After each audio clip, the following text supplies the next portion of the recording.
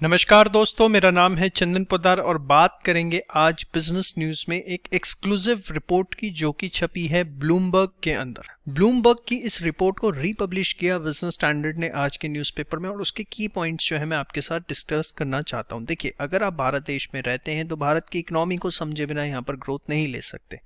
इस रिपोर्ट का अगर मैं आपको क्रक्स बताऊं तो मोटा मोटा ये इस रिपोर्ट का कहना है कि पिछले 2 सालों के अंदर हर 5 में से एक बिजनेसमैन का जो काम धाम था वो एकदम खत्म हो गया, या मैं कहूँ ऑन एन एवरेज सबका काम धंधा जो है वो 20% जो है कम हुआ है। और उसको बहुत ही अच्छे डिटेल में जो है इस रिपोर्ट के अंदर समझाया गया क्यों क्या कैसे, आइए समझते हैं। देखिए, अगर हम बात करें प्री कोविड की, सबसे पहले 2019-20 के क्वार्टर 1 की, मतलब अप्रैल मई जून ऑफ 2019, तो हमारे जो देश का आउटपुट था, रियल जीडीपी था उस समय 36 ट्रिलियन का था, मतलब 36 लाख करोड़, जिसको आप 500 बिलियन डॉलर भी बोल सकते हैं। अब इस रिपोर्ट के अंदर क्या बोला गया कि उस 36 ट्रिलियन को जो 2019-20 मतलब अप्रैल मई जून 2019 के अंदर जो भी आउटपुट था, आप उसको इक्विवेलेंट टू 100 पॉइंट्स मान लीजिए कि वो 100 पॉइंट्स के इक्विवेलेंट था, मान लेते हैं, बहुत अच्छी बात। अब देखिए, हिंदुस्तान जैसे डेवलपिंग देश के अंदर कम से कम साल का 7% जीडीपी ग्रोथ जो है एक्सपेक्ट किया जाता है, क्योंकि जिस हिसाब से पॉपुलेशन बढ़ी है, हर साल नए लोग वर्कफोर्स में ऐड हो जाते हैं। और अगर आपको डेवलप्ड नेशन की कैटेगरी में पहुंचना है तो 7% का जीडीपी ग्रोथ चाहिए। तो अगर देखा जाए 2019 का अप्रैल मई जून, उसके बाद 2020 का अप्रैल मई जून, फिर 2021 का अप्रैल मई जून क्वार्टर 1, जिसके अभी लेटेस्ट डिटेल जो है गवर्नमेंट ने सारी की सारी छापी। तो अगर 100 पॉइंट्स था वो 2019 के अप्रैल मई जून में, तो कायदे से 2020 अप्रैल मई जून में वो 107 पॉइंट होना चाहिए विद द 7% ग्रोथ। और उसके बाद 2021 के अप्रैल मई जून के अंदर उसको जो है बढ़ करके हो जाना चाहिए था 114 फॉर द सेफर साइड। अब 2020 का अप्रैल मई जून था, मतलब क्वार्टर 1 था, वो जो है पिट गया बिकॉज ऑफ कोविड। तो अगर वो ना आता, उस हिसाब से अगर हम देखें तो वो 100 का फिगर जो है वो आज होना चाहिए था कितना, 114। अब हम बात करते हैं कि एक्चुअल डेटा आया क्या। अगर हम बात करें तो 2021-22 के क्वार्टर 1 में, मतलब अप्रैल मई जून जो था 2021 का, उसका जो क्वार्टर 1 था उसके अंदर जो डेटा आया, उस हिसाब से हमारे देश का जो जीडीपी रहा वो 32 ट्रिलियन रहा, दैट इज 32 लाख करोड़। और अगर मैं उसको कंपेयर करूं कि अगर 36 ट्रिलियन जिसको हमने 100 पॉइंट्स रखा था, तो 32 ट्रिलियन आज कितना होता है, 91 पॉइंट्स। मतलब जो जीडीपी आज कायदे से 114 होना चाहिए था, 114 होना चाहिए था, वो आज 91 पे खड़ा हुआ है। मतलब मोटा मोटा 20% जो जीडीपी है हमारे देश का लॉस हो चुका है over the period of 2 years. Bharat जो है अपना 1/5 potential GDP, the word is potential is used क्योंकि इतना होना चाहिए था। अगर उस समय इतना था, 2019 अप्रैल मई जून के अंदर 36 ट्रिलियन था, जिसको मैं 100 पॉइंट बोल देता हूं, उस हिसाब से आज 114 होना चाहिए था, बढ़ना चाहिए था, प्री कोविड लेवल्स को क्रॉस करना चाहिए था। अगर आपकी इकोनॉमी रिकवरी हो रही है तो क्या इकोनॉमिक रिकवरी हो रही है आपकी इकोनॉमिक रिकवरी ये हो रही है कि उस समय अगर 100 पॉइंट्स था तो आज 91 है। मतलब अगर मैं उससे भी कंपेयर करूं तो क्वार्टर 1 के मुकाबले आज वो फिर भी 9% जो है जीडीपी कम है। मतलब हमारे देश के अंदर उस समय भी जो लोगों के पास काम हुआ करता था, उससे मोटा मोटा 10% जो है आज के टाइम पे काम कम है। सिर्फ ये फूड डिलीवरी एप्स को बढ़ा करके और उसके बाद ग्रोसरी एप्स को बढ़ा करके आप ये नहीं कह सकते कि जॉब क्रिएशन देश में बहुत ज़्यादा हो रहा है। रिपोर्ट को आगे बढ़ाया जाए तो और अच्छा लिखा गया है कि देश का जो प्राइवेट कंजम्पशन है, मतलब हाउस होल्ड्स जो कंजम्पशन करते हैं, वो एक मेन पार्ट है, क्योंकि यहाँ पर हमारे देश के अंदर आधी से ज़्यादा जो कंजम्पशन होती है वो हाउस होल्ड्स करते हैं, प्राइवेट कंजम्पशन होती है, वो 4 साल पहले जितनी थी उस लेवल पे आज आकर खड़ी हो गई है। मतलब इतना बुरा हाल हाउस होल्ड्स का हो गया। हमारे देश में 1.5 ट्रिलियन डॉलर का इंफ्रास्ट्रक्चर प्लान जो गवर्नमेंट ने पूरा का पूरा बूस्टअप किया, गवर्नमेंट उसमें 81 बिलियन के जो है मोटा मोटा existing road, railway, power, other assets को मोनेटाइज करके जो है उस फंड्स को रेस कर रही है। 146 मिलियन पीपल, ठीक है, लोगों को सिर्फ जो है डबल डोज ऑफ वैक्सीनेशन मिला है इन 1.4 बिलियन पॉपुलेशन। तो मोटा मोटा से 12% या 10% के आसपास ऐसी पॉपुलेशन है जिसको अभी डबल डोजेस मिल पाई है। ये सारी ब्लूमबर्ग की रिपोर्ट है। रिसर्चर्स का कहना है, जो कि बहुत खतरनाक चीज़ है, कि कोविड की वजह से हिंदुस्तान के अंदर गवर्नमेंट क्या रिपोर्ट करे, दिस इज सेकेंडरी इशू, लेकिन हिंदुस्तान में, भारत देश में 2.5 मिलियन से 2.8 मिलियन तक डेथ हुई है। मतलब ऑलमोस्ट अगर देखा जाए 25 लाख से 28 लाख डेथ इंडिया में हो चुकी है। और ये बात बड़ी स्पष्ट स्पष्ट भी है, क्योंकि सेकेंड वेव के अंदर हमने देखा किस तरीके से शमशान घाट कम पड़ गए, किस तरीके से शेड्स लगा करके जो है लाशों को जलाया जा रहा था, नदियों में जो है लाशें बहाई जा रही थी, और किस तरीके से ऑक्सीजन सप्लाई पूरी की पूरी तरह डिस्टर्ब हुई। और गवर्नमेंट क्या डेटा रिलीज करी थी, that is the secondary issue. लेकिन अगर देखा जाए तो ये एक इंडिपेंडेंट रिपोर्ट कहती है इंडिया की कि 25 लाख से 28 लाख डेथ इंडिया के अंदर देखने को मिले।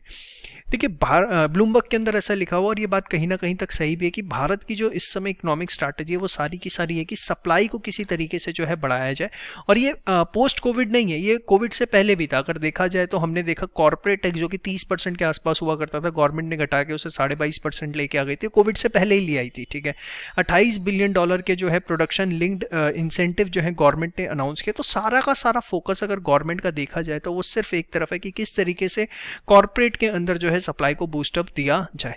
कस्टमर सेंटीमेंट को लेके ब्लूमबर्ग ने छापा है कि अगर आप बात करें फरवरी 20 के मुकाबले कि आज customer sentiment for new purchases क्या है, तो वो ऑलमोस्ट 50% है। इतना जो है कस्टमर सेंटीमेंट कम हो चुका है। 160 मिलियन हाउस होल्ड्स हिंदुस्तान के जो कि 2 लाख से 5 लाख रुपए सालाना की इनकम रखते हैं, उनमें सबसे लोएस्ट इंप्रूवमेंट जो है वो देखने को मिला है। आरबीआई ने हमारे बैंकिंग सिस्टम के अंदर $125 बिलियन की एक्सेस लिक्विडिटी, ये एक्सेस लिक्विडिटी क्या है मैं सरल अक्षरों में बोलूं कि वो पैसा जो अदरवाइज आरबीआई अपने पास रखता बाय वे ऑफ आप कह सकते हैं एसएलआर या मैं कहूँ सीआरआर, स्पेशल रिजर्व्स की फॉर्म में जो आरबीआई अपने पास रखता, उसको उसने बैंकिंग सिस्टम में पुट कर दिया, जिसकी वजह से मार्केट में इस समय पैसा बहुत आ गया है। और ये लोएस्ट लेवल तक पहुंचा, इसकी गारंटी नहीं है, लेकिन हाँ इसकी वजह से हमेशा ऐसा होता है कि जब भी मनी सप्लाई बढ़ती है तो एक इन्फ्लेशन जो है देखने को मिलता है। और हम देख रहे हैं कि देश के अंदर 5% प्लस इन्फ्लेशन चल रहा है। इवन पीछे जो इन्फ्लेशन है 11-12% जो है क्रॉस कर गया था। और ये एक मेन रीजन था कि 2010-11 के अंदर जो यूपीए की गवर्नमेंट थी उसके खिलाफ लोगों का डिससेटिस्फेक्शन आना शुरू हो गया था, क्योंकि डबल डिजिट इन्फ्लेशन जो है उस समय देखने को मिला था। इंटरेस्ट रेट्स बढ़ने के दूर दूर तक कगार नहीं है, क्योंकि एक्सेस लिक्विडिटी है मार्केट के अंदर, पैसा बहुत आरबीआई ने रिलीज कर रखा है। जब तक इसको टाइट नहीं करेगा लिक्विडिटी को, तब तक इंटरेस्ट रेट्स नहीं बढ़ सकते। और ये बड़ी कुदरती बात है, जब जब लिक्विडिटी लूज होगी आरबीआई मार्केट में पैसा निकालेगा, कहेगा कि बैंकों को कि बांटो जितना बांटना है, तो वो वहां पे इंटरेस्ट रेट्स जो हमेशा कम देखने को मिलेंगे। तो ओवरऑल इंडियन इकोनॉमी को लेके बहुत जबरदस्त एनालिसिस ब्लूमबर्ग के अंदर छपा है। और भारत को अगर यहाँ पर इस लॉस्ट आउटपुट को और जॉब्स को कवर अप करना है, तो कहीं ना कहीं हमें फूड एंड ग्रोसरी डिलीवरी से बियॉन्ड जा करके कुछ ना कुछ करना पड़ेगा और सोचना पड़ेगा, तभी इन चीज़ों को जो है कवर अप किया जा सकता है। इस रिपोर्ट के साथ ही जो है हमारी अगस्त में इकोनॉमी कैसी रही उसको लेके भी एक रिपोर्ट छपी। भारत के अंदर जो पावर कंजम्पशन था वो प्री कोविड लेवल को क्रॉस कर गया। अगस्त 2019 के अंदर अगर हम बात करें तो 111.52 बिलियन यूनिट्स की डिमांड थी। अगस्त 2020 में 109.21 और 129.51 रही अगस्त 2021 में। लेकिन अगर देखा जाए पावर कंजम्पशन बढ़ना, क्या ये इंडस्ट्रीज के लिए रहा, क्या ये सारा का सारा कमर्शियल प्रोजेक्ट्स में रहा, तो अभी इस पर कुछ भी कहना जल्दबाजी रहेगी। हो सकता है हाउस होल्ड्स के केस में भी रहा हो, बट यस ऑब्वियसली कुछ ना कुछ पार्ट जो है इंडस्ट्री के अंदर भी गया होगा। और ये आने वाले महीनों में हमें जीएसटी कलेक्शन से देखने को पता लगेगा। देश के अंदर डिजिटलाइजेशन का एक्सेप्टेंस बहुत तेजी से बढ़ रहा है। कहीं ना कहीं ये डेटा जो है अगस्त का बता रहा है, यूपीआई से हमारे देश में 3.5 बिलियन ट्रांजैक्शंस हुई, जिनकी वर्थ थी 6.39 ट्रिलियन। और अगर आप देखें कि इसको एज कम्पेयर टू जुलाई देखें तो जुलाई के मुकाबले ये 9.5% ज़्यादा थी इन टर्म्स ऑफ ट्रांजैक्शन, और वैल्यू के टर्म्स में 5.4% जो ज़्यादा थी। इसका मतलब ये कि लोएस्ट लेवल तक जो है डिजिटलाइजेशन हो रहा है, क्योंकि यूपीआई से जनरली जो यूज़ किया जाता है छोटी छोटी पेमेंट्स करने के लिए, छोटे छोटे डीलर्स ट्रेडर्स जो होते हैं यहाँ पर जो है इसको यूज़ किया जाता है। और अगर उस लेवल तक डिजिटलाइजेशन जा रहा है तो एक चीज़ अच्छी भी है कि सब जो है फॉर्मल कनेक्शन में आ रहे हैं, और आने वाले टाइम पे जो गवर्नमेंट के टैक्स कलेक्शंस हैं वो भी बहुत आए होंगे, क्योंकि इसके पीछे कारण है। आप देखेंगे आपके आसपास के इलाके में कोई ना कोई एक छोटी मोटी ऐसी दुकान होगी जो बहुत मशहूर होगी, कचौड़ी की हो, पकौड़ी की हो, कुछ भी, उसका टर्नओवर बहुत हाई हो सकता है, लेकिन वो कैश में डील करता था पहले, तो गवर्नमेंट के रडार पे कभी नहीं आता था। अब क्या उसको यूपीआई लेना पड़ता है, हर कोई यूपीआई ट्रांजेक्शन मार रहा है, उसकी बैंकिंग डिटेल्स जो है बहुत चढ़ती जा रही हैं, जिसकी वजह से अब उसको भी जो है उस सर्कल के अंदर टैक्स के अंदर फंसना पड़ेगा। तो यूपीआई का लार्ज स्केल पे बढ़ना देश के लिए बहुत अच्छी बात है। उससे कहीं ना कहीं एक सब फॉर्मल सेक्टर के अंदर कनेक्ट होते हैं, और कहीं ना कहीं जो टैक्स का प्रेशर अदरवाइज सिर्फ मिडिल क्लास पे पड़ता था, सैलरी क्लास पे पड़ता था, वो पूरी इकोनॉमी के अंदर जो है वाइड स्प्रेड होता है। तो this is a very good news for the economy. इसके अलावा अगर जीएसटी कलेक्शन की बात करें अगस्त के अंदर, तो 1.12 ट्रिलियन का जो है जीएसटी कलेक्शन रहा, क्योंकि जुलाई के अंदर 1.16 ट्रिलियन था। तो कहीं ना कहीं जो जीएसटी कलेक्शन प्रोडक्शन है वो कंपैरेटिवली कम रहा है। हाईएस्ट गया था ये अप्रैल के अंदर 1.41 ट्रिलियन का, और माना जा रहा है कि जीएसटी लॉस का जो स्ट्रिक्ट इन्फोर्समेंट किया जा रहा है इस वजह से जो है ये 1 ट्रिलियन का मार्क जो है क्रॉस हो पाया, क्योंकि लास्ट ईयर हम देख रहे थे 1 ट्रिलियन भी क्रॉस नहीं हो पा रहा था। गवर्नमेंट ने बहुत स्ट्रिक्ट रूल्स जो हैं जीएसटी के कर दिए और उसका इंप्लीमेंटेशन उससे ज़्यादा स्ट्रॉन्ग कर दिया है। लेकिन अभी जो इकोनॉमिक रिकवरी है मैन्युफैक्चरिंग सेक्टर को लेकर बिल्कुल भी वो जो है प्री कोविड लेवल्स पे नहीं है, और ये हमने लास्ट रिपोर्ट वीडियो जो अपनी देखी थी उसमें भी हमने जीडीपी एनालिसिस में देखा था। एक होता है परचेजिंग मैनेजर्स इंडेक्स, पीएमआई जिसको बोलते हैं। इसको आप सरल भाषा में ये समझिए कि हम मंथ ऑन मंथ के बेसिस पे जो है कंपैरिजन करते हैं। मंथ ऑन मंथ बेसिस पे मतलब कि अगर ये 50 आ रहा है तो हम ये मान के चलते हैं कि जो मैन्युफैक्चरिंग सेक्टर है उसका अंदर किसी भी तरीके का कोई चेंज नहीं आया। अगर ये 50 से ऊपर आ रहा है तो हम कहते हैं कि हाँ मैन्युफैक्चरिंग सेक्टर जो है month on month basis improve हो रहा है, और 50 से नीचे आ रहा है तो हम बोलते हैं डिक्लाइन आ रहा है। तो ये जो है 52.3 रहा अगस्त में, मतलब अगर मंथ ऑन मंथ बेसिस पे देखें तो अच्छा रहा, लेकिन ये जुलाई में जो था 55.3 था। इसके अंदर बेसिकली 5 चीज़ों को स्टडी किया जाता है, नए ऑर्डर्स कितने, inventory levels, production, supply, delivery, employment. तो 52.3 है, ठीक है, लेकिन इसको और फर्दर इंप्रूव करने की ज़रूरत है।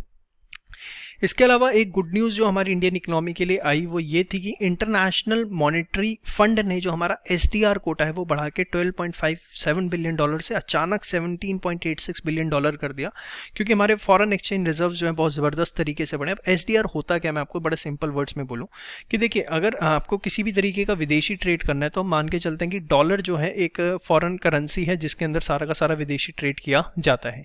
लेकिन इंटरनेशनल मॉनेटरी फंड ने एक अपनी खुद की ऑल्टरनेट करेंसी आप बोल सकते हैं बना रखी है, स्पेशल ड्राइंग राइट्स। तो आईएमएफ के जितने मेंबर कंट्रीज हैं, instead of dollar they can use the SDR for the purpose of transactions. जितनी मेंबर कंट्रीज हैं, तो आईएमएफ के जितने मेंबर्स हैं वो अगर आपस में ट्रेड करना चाहते हैं तो डॉलर की जरूरत नहीं, they can use the SDR. तो वहाँ इंडिया का कोटा बढ़ना इंडिया के लिए बहुत अच्छी बात है, क्योंकि इससे हमारी डॉलर पे जो डिपेंडेंसी है कहीं ना कहीं कम होती है। और एसडीआर की जो वैल्यू निकाली जाती है वो बेसिकली 5 करेंसीज को लेकर निकाली जाती है, जिसमें यूएस का डॉलर आता है, यूरो आता है, चाइनीज करेंसी, जापान का आपका येन और ब्रिटिश पाउंड। इन पांचों के वो वेटेड एवरेज देके जो एसडीआर की वैल्यू निकाली जाती है।